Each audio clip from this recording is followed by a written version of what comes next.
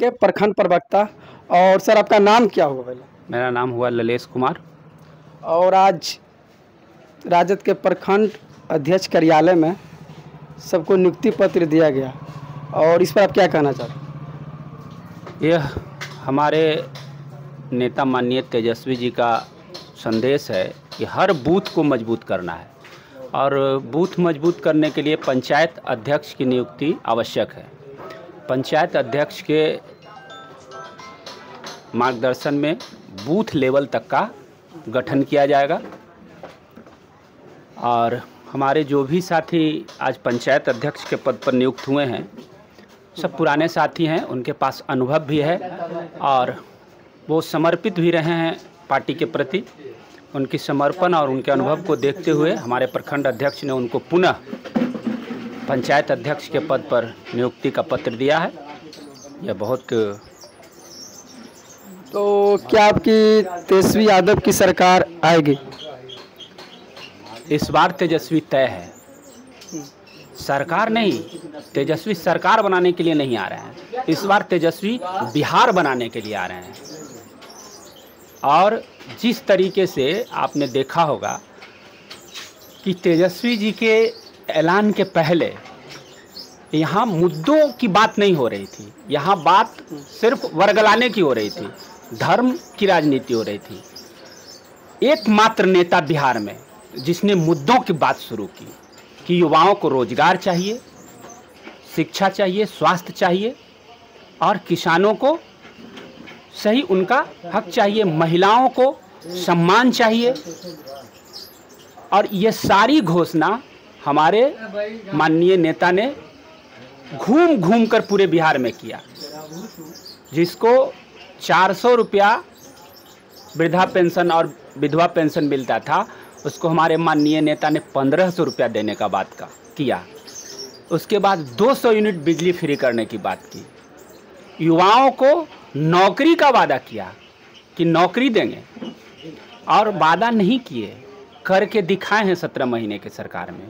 तो इस बार युवा, मजदूर, किसान और महिला, यानी लगभग जो पूरा तमाम वंचित और पिछड़ा तबका है, यह मन बना चुका है कि इस बार बिहार बनाने के लिए तेजस्वी की सरकार बनाना जरूरी है।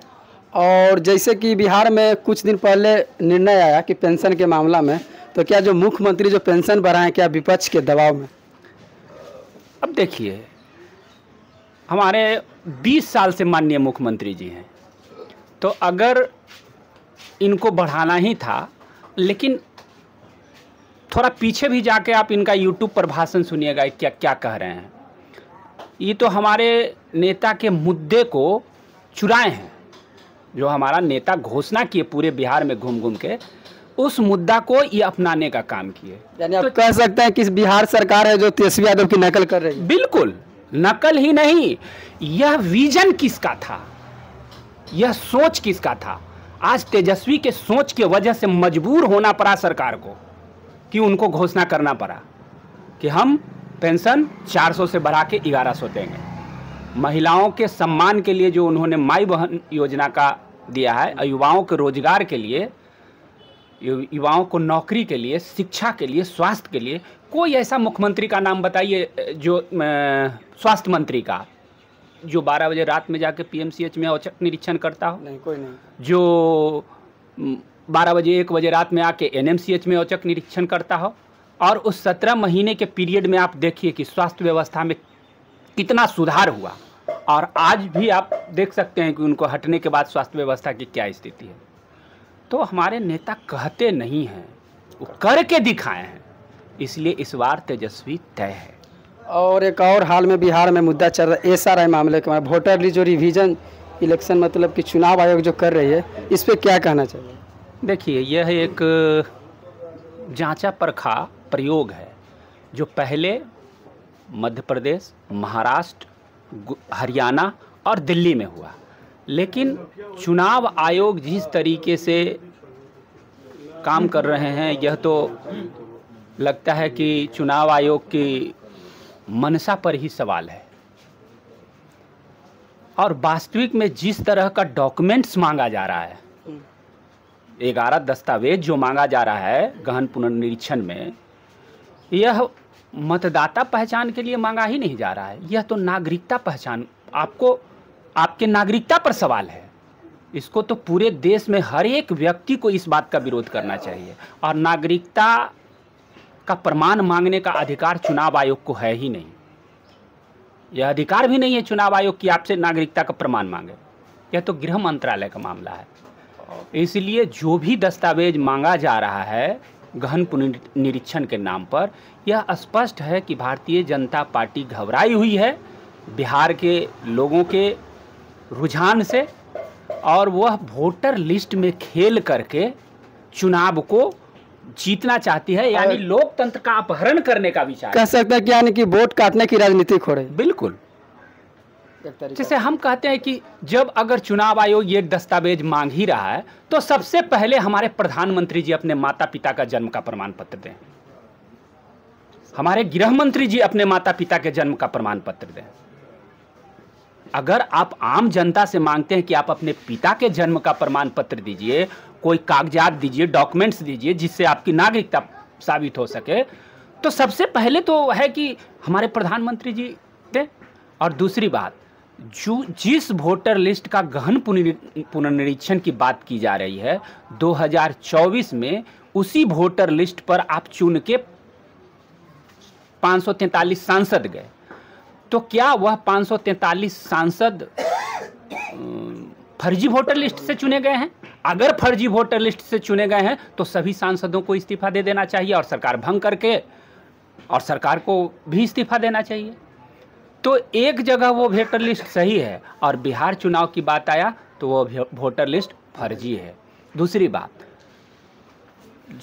ये लोकतंत्र में चुनाव आयोग एक निष्पक्ष और स्वायत्त संस्था है।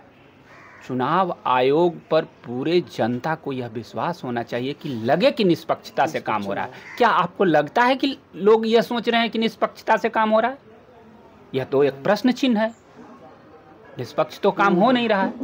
और अगर मान लिया जाए कि चुनाव आयोग को ऐसा रिवीजन करना ही था तो 1 साल पहले करते हैं, या जो चुनाव हुआ ये मेंबर ऑफ पार्लियामेंट का, उससे मतलब कि कुछ महीने बाद करते हैं। ये देखिए, मतदाता पुनर्निरीक्षण का काम 2003 में भी अटल बिहारी वाजपेयी जी के सरकार में हुआ, जिसमें लगभग 2 साल का समय लगा।